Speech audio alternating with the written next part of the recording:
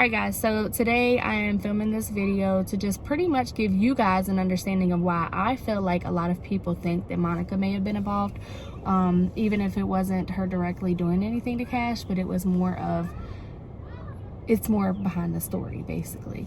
So I don't have any information directly relating her to this murder, but I do have some reason to question her stories, and I have some reason to question if she knew more than she's letting us know that she knew.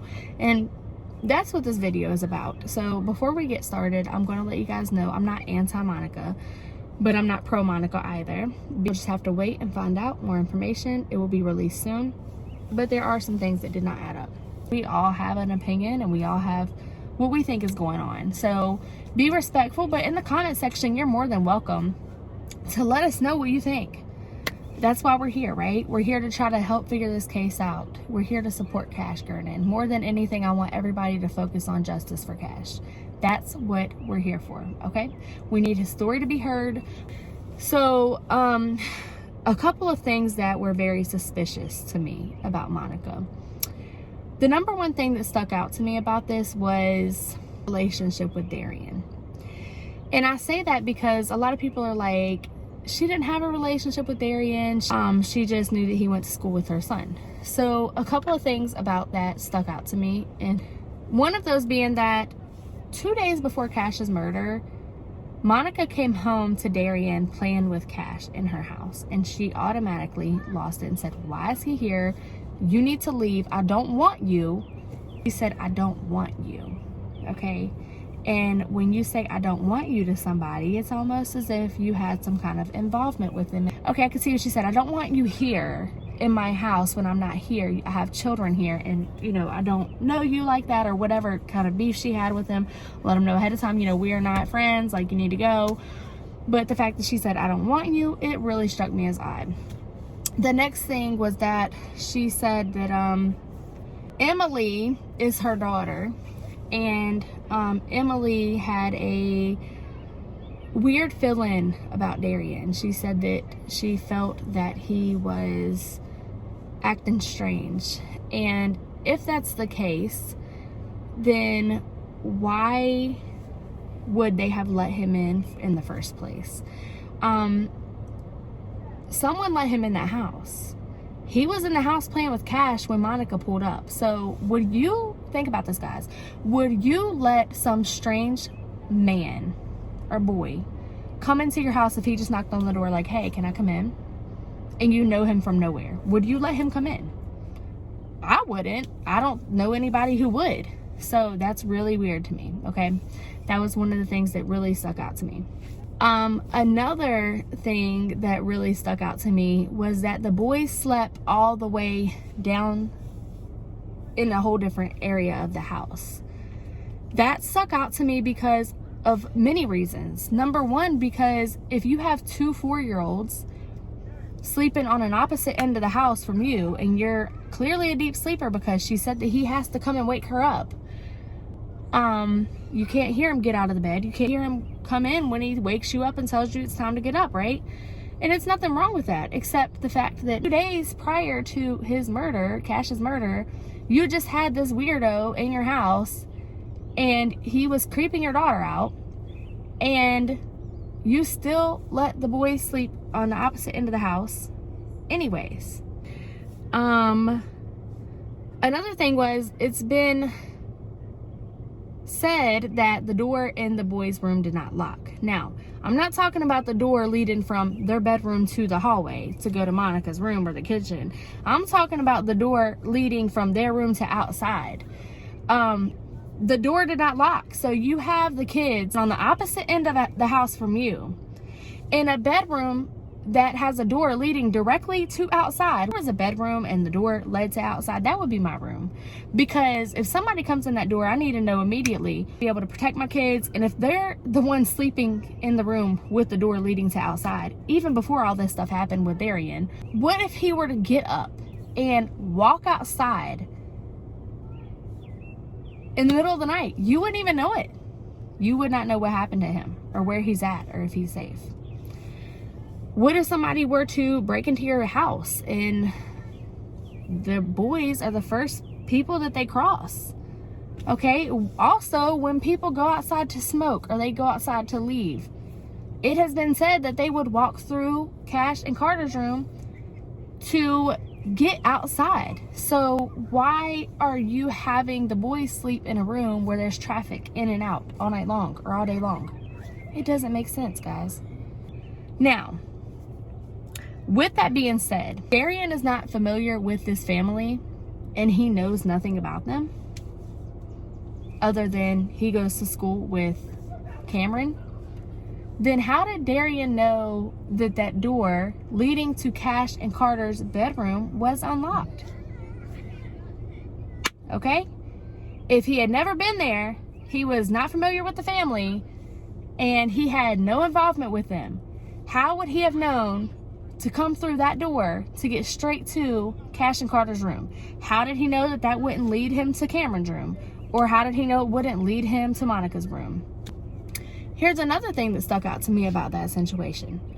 Not only did he come in there and take Cash from his bed in the middle of the night and killed him, but he came back for Carter, potentially, possibly, okay?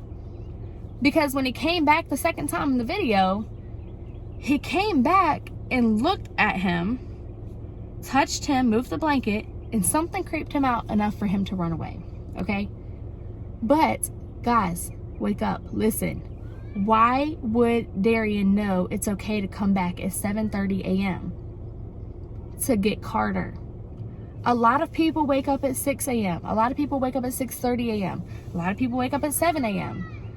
It's broad daylight, and this guy just walked up in the room ready to take Carter from his bed after killing Cash.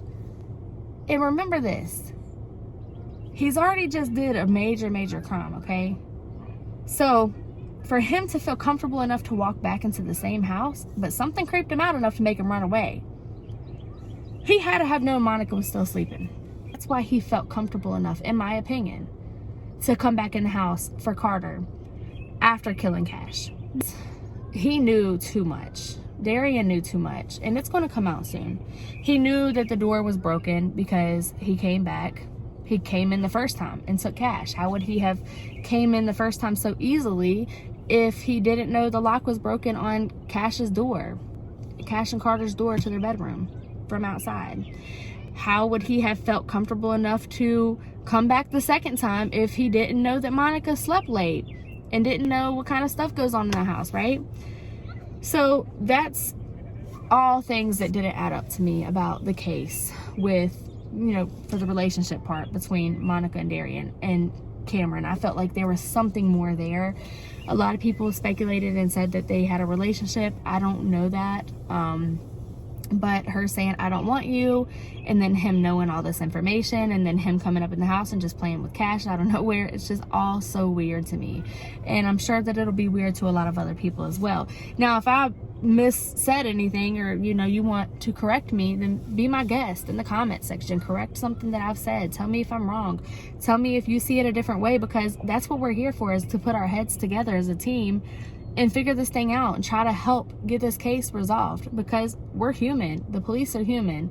Sometimes we miss things, and I know a lot of DNA stuff is going to reveal everything. So but there are still some things that may not be revealed with that, and maybe you guys could help solve this case. And there's other things about Monica that really bothered me, like the fact that these boys called her mom after only 3 months of staying with her, which I get, you're their caretaker, but I don't know if I would feel comfortable enough to let little boys call me mom after 3 months of them living with me. I think I'd be trying to find the biological dad's family to let them know what's going on, because he could easily say that Monica kidnapped his children.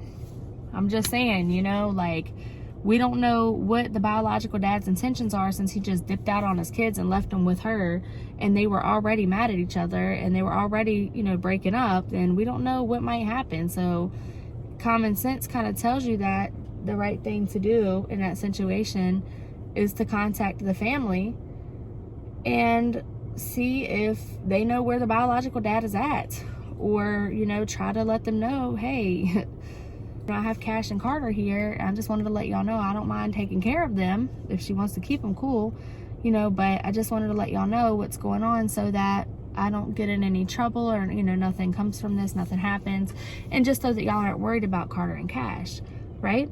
We don't know if she was gaining any benefits from this. We don't know if she collected stimulus checks or filed them on tax returns. We don't know anything like that. But, you know, since all this happened during the months of, like, what, February is when he came in, or January, February, March, sometime in there, she could have claimed them all their taxes and then got stimulus checks for him, and that's why she was keeping them. We don't know that.